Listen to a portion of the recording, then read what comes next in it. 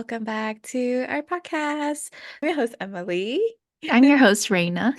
We are going to be answering one of your guys' question. We do have a form where you guys can submit your questions on there for us to discuss about. And if you guys want to know our opinions about the topic that you ask us, make sure to fill out the form. It's in the description box on YouTube. So make sure to check that out. And if you're listening on Spotify, I believe it should be on our bio and on our Instagram and TikTok. But yeah, today we're going to be answering one of your guys' question. This individual put her name as Meep Meep. And so she said, "Hello, I recently discovered your podcast. I wanted to give a little bit of context. I'm also a first generation Asian American daughter who's also the oldest. And I've never had a boyfriend and I don't really have crushes. And one thing that caught my eye about your podcast is that you two don't really seem to fit in this typical Asian standard. And I feel really disgusting since I'm like a bigger Asian girl because who would ever want that? I used to have super bad acne, but it cleared up for the most part, and I have lots of hyperpigmentation. So I just feel like I want to know more about the dating process and getting a long-term romantic partner. Do either of you have any confidence issues regarding your body? I would like to hear more about your dating experience and romance from someone who isn't based on society standards. And so, yes, I know that's a really long question, but we can break it down. This episode, we're going to be talking about Asian beauty standards, about what society views like Asian beauty to be like, and what we kind of feel what our perspectives of that is, as well as does it affect our daily lives. And so, first question she asked was, how do you feel about the dating process and getting a long-term romantic partner while not being in the typical Asian beauty standard? Okay, so she did mention about used to having acne, but it's cleared up for the most part. And then just her feeling disgusting about Mm-hmm. herself, which you shouldn't be. I feel like that's just, I don't know. I just like, I used to tell myself that, and then I would have friends and my husband tell me it keeps saying all these bad things about myself, and like it's just never gonna get better. So I don't know how much your acne has cleared up, but for me, like I definitely had really, really bad acne. And once it cleared up, like it definitely boosted my confidence because makeup was starting to look good on my skin, and I just felt a lot more prettier just because my skin was starting to clear up. But even if you have acne still, like I don't think it defines you as a person. Like, I know a lot of people say that when you have really bad acne, you're not eating well, you're not drinking enough water, but really it's just not because of that, but because it could be from like genetics, you know? And sometimes it just doesn't have to do anything like about your health. Calling yourself or telling yourself that you feel disgusting, I just feel like I don't know, that just makes me really sad that, you would call yourself that. Like, I don't know who you are because, it's anonymous. It just kind of hurts me to like hear that you feel that way, but I don't think anyone in this world should feel like that Mm-hmm. because everyone looks different, Yeah, I agree. Like, I know a lot of the times when you go to your friends or like a person you trust and they try to comfort you, like everyone's beautiful in their own way. And it's hard to believe that, you know? And Mm, along with what Emily said, it does hurt, like hearing from another girl about how they feel about themselves, like in a negative way. If you're watching this or listening to this episode right now, I hope you know that you are a very unique individual. And, you know, in life, we're always going to be experiencing like bad events or experiences. And the only way we can overcome them is if we actually like put action into like changing our mhm, lifestyle or changing our mhm. mindset around it. And I hope you're able to find that for yourself. And so, going back to the question, how do you feel about the dating process and getting a long term romantic partner, regardless of your looks? So, for my experience, I would say that it's good to have a partner who doesn't make you feel insecure about yourself, Mm, because that definitely will mess up with your self esteem and your lifestyle in the long term.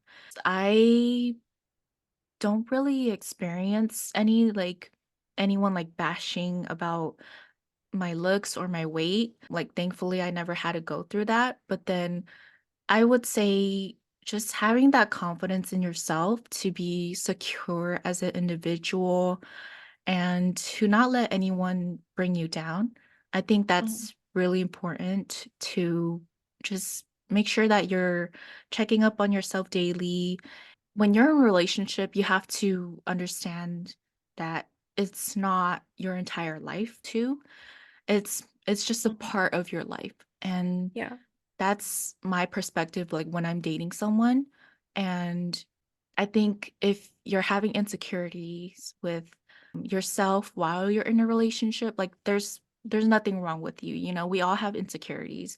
But from my experience, like, having a long-term partner, it's good that they're supportive of you, and like, no matter what you look like, is as long as they support you and they know like what triggers you when you get like mad or upset about something. I think that's just something to look out for. And that's why a lot of people say that to stay single until you feel comfortable with yourself enough to Mm. want a relationship, so that you're able to be like secure in who you are in order to jump onto the next level. What about I don't have much dating experience because I've only dated 3 times in my life, and then now I'm married. Um, and also like the same with Reina, I've never went through a relationship where a significant other would tell me that I look bad in a certain way, or like they've never told me that. So I can't really say anything about that part because I've never really experienced it. But if you are dealing with that right now where your significant other is, making you feel like in a bad way, like that's not someone you want to be with. I mean, I've told my followers, I've made a couple of YouTube videos where I have told my subscribers that I gained weight, and I'm not shy about it. Like, it's obviously noticeable that I've gained weight, and my husband's still with me. He never said a thing about my weight, and the only time he's ever said something about it was whenever I talked about it, and he's like, "You look fine. Like, you don't, like, nothing's changed about you." There was also something I wanted to go back to. Oh yeah. So Raina mentioned about if you want to change something, you gotta like do it. And that's totally true, because if you're just sitting here complaining about it, then nothing's gonna change. So if you want a better you, like just get up and start taking care of yourself. That doesn't mean like go and be on a strict diet or like go to the gym or something like that. Just take care of yourself. Like, I know clothes, for example. I know a lot of my old clothes don't fit me anymore, and that's fine because clothes are meant to fit your body. Your body is not meant to fit in these clothes? And just finding the right clothes for your type of body, taking care of your skin. And sometimes for me, when I drink, I like drinking like cold water, and like sometimes eating like a bowl of like fruits just makes me happy. Just doing little small stuff like that makes me happy. So if you want a better you, get up and start doing all these little actions, because I think it could make a huge difference. It's very hard to not feel insecure these days, especially with what you see going on online. with all those beauty standards. And it's hard to remind yourself that, every person is a unique individual and we're all going through like different things.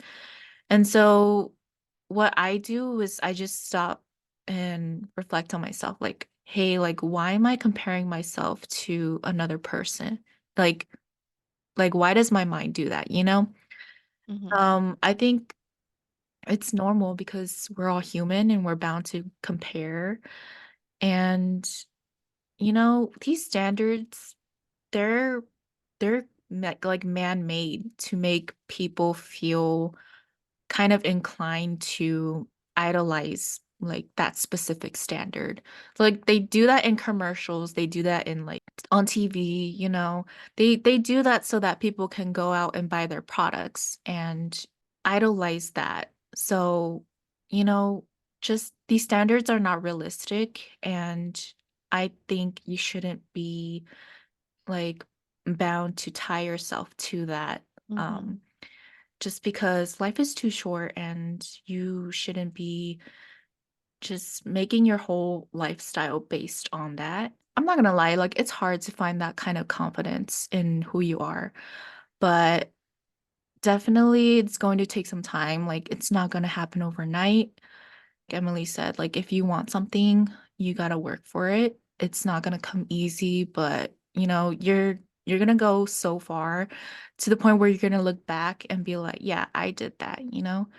So the next question, it's kind of related to what we are discussing. Do either of you have any confidence issues regarding your body? I would just like to hear about dating and romance from someone who isn't based on society standards.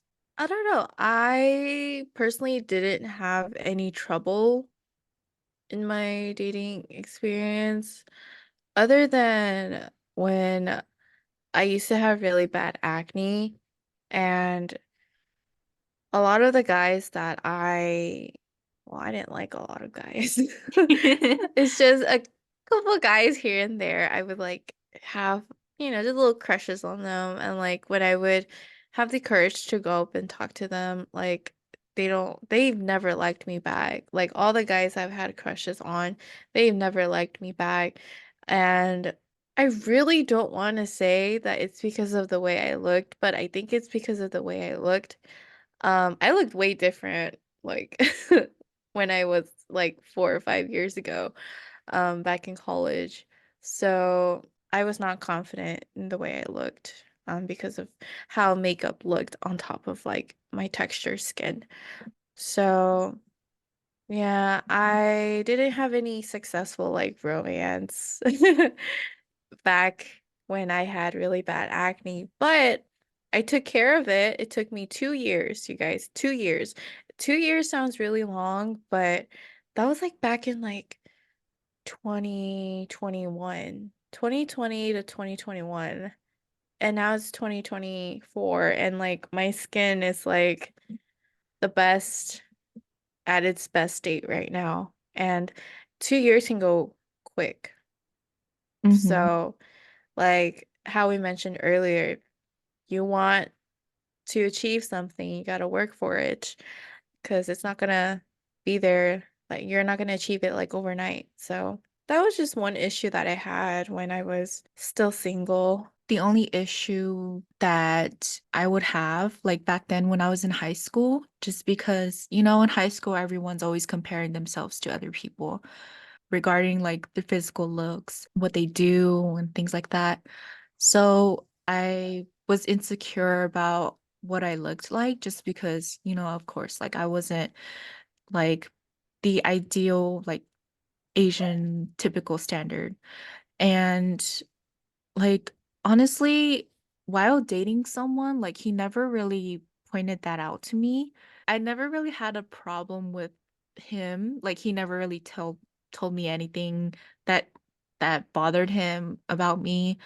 I think it's just like me comparing myself to other girls or like what I saw online. And so I think Mm. that's normal, growing up, hitting puberty, Mm-hmm. as a high school teenage girl, but after like high school, when I got into college, like I've started realizing, hey, like, I don't want to feel this way anymore. Like I'm sick and tired of comparing myself to other people and it's not realistic. Like, my body will never look like theirs and they will never look like me either. So you only have one body and you gotta take care of it the best that you can. And you gotta love it, because no Mm-hmm. one's gonna love your body for you. Like you have to do it for yourself. So, Right? yeah, so it's a process. Like it's a long journey just trying to find that and build that confidence for yourself. But I would say it's worth it because now I just feel more confident in who I am. And if people were to tell me, like, oh, like you've gained weight, or you don't look the same as you did before, I'm just like, okay, and like I'm still happy the way I am, it doesn't bother me at all. And it takes a lot of time to reach that state, but you got to do what's best for you and whatever works for you. Like just continue doing it. So what are your thoughts about what a girl should look like and what she should wear? There's just so much on social media that has set the standard for so many people where it shouldn't have to be that way, really. I don't know if you guys, I think I mentioned this in my last podcast. I forgot the content creator podcast. But um there was this video where I did a makeup look based off this picture I found on Pinterest, and I did like a compare contrast, like I just to see how similar like I was able to get, like to be able to recreate her look. And a lot of people were calling me really bad names. A lot of people were fat shaming me, and my whole body wasn't even in the video. And a lot of people were saying that they wish that I was skinny, like the model in the picture that I showed. It honestly did hurt me a lot because a lot of people have like a view of how a pretty Asian girl should look like, and I didn't look like that. And I didn't look anything like the model. And so they were saying all these names and stuff, and it hurt me. Who cares what they say? Because you don't know them. They don't know you. They just saw your video and they just wanted to say some mean comments. So like, why should their words matter to you? Their words don't. They don't know you. You don't know them. So their words mean literally nothing. Of it has to do with social media, of how women and men should look like on media. And a lot of the times, I know getting Botox has been really popular lately. And so that plays a huge part that a lot of influencers and a lot of creators online get Botox. And that's fine. That's totally okay. Because if they want to get Botox to, you know, make their jaw look sharper, or to get rid of like their full cheeks, to get lip fillers to make their lips look a little bit more plump, like that's on them. If they like how it looks and they want it on them, that's totally fine. So I think a lot of the time social media just has a bad rep. Yeah, I think so too. And Hmm. it's most of the time it's not realistic, Yeah. because like genetics and not every Asian is born like petite and small. Like some people are born like bigger or taller. We're all different in our own ways, and I think we should just celebrate that. The standards are there just to advertise something. Like that's basically what it is. It's not Hmm. something that should be followed. Like if someone wants to follow it, like they can go ahead, right? But Yeah. if, that's been on your mind, and it's good to just take a step back and realize that it's okay to not look like the beauty standard for men or for women. Hmm. It's, like why not just be your own standard? Like just be the best version of yourself that you can possibly be. But that's my advice for that. Hmm. I do want to say something to the person that submitted this form. It just really hurts me still at the end of this podcast that you call yourself, mean words. Like, don't call yourself that, because the more you tell yourself that you feel this certain, like this type of way, the more you like are not going to achieve what you want. Like if you want to find love and you want to feel the best of yourself, you know, start loving yourself. Maybe you can create vision boards. Like me and Raina love vision boards and we're obsessed. And like I think vision boards are just a great way just to like have it in front of you and just stare at it, just to remind yourself that this is where you want to be. So you got to start taking actions to get there, you know? Mhm. So start loving yourself. Tell yourself that you are beautiful, you are unique the way you are. I know it's like hard to take it in and to listen from another person, and I know that everyone says that, like, you know, it's like it's dumb, but like really it's not. It's not dumb. Like you just chose not to listen. So it's I would say it's solely on you if you want to listen or not, but it takes a huge part. Like it really makes a huge difference into listening. So take little baby steps, you know, start taking small actions to your self-care journey. Yeah, along with what Emily said, I just want to thank you for being so vulnerable and Mm-hmm. showing us your support and also just showing us like who you really are, like just a little gist of it. Like it really means the world to us that you're able Mm-hmm. to come out and introduce yourself to us and also listen to our podcast. And so, yeah, I Mm-hmm. just want to thank you for that. Yeah. And also, it's like really hard trying to find like a better version of yourself or trying to feel like you don't have to fit in the beauty standards that we have today. And so I just want to say you don't have to feel the need to fit in there. Whatever you feel like sets you apart from other people, like I think that is the key to feeling better about yourself and, Mm-hmm. standing out. And so I think just doing the things that you love and making sure that you're doing things that make you happy, I think that's really important to incorporate into your life. Also, I think what really helps is picking up little hobbies, like maybe start practicing doing your makeup. And that built me a lot of confidence. So, and taking care of my skin. So, just doing little stuff like that that you think will help into your self-care journey. Thank you for submitting your question into our form. If you want us to answer your question, make sure to submit a question in the form we have down below in the description box. And make sure to follow us on Instagram, TikTok, and subscribe to our YouTube channel. And also rate us 5-star only on Spotify. Yeah. Anyways, we will see you in our next episode. Bye. Bye.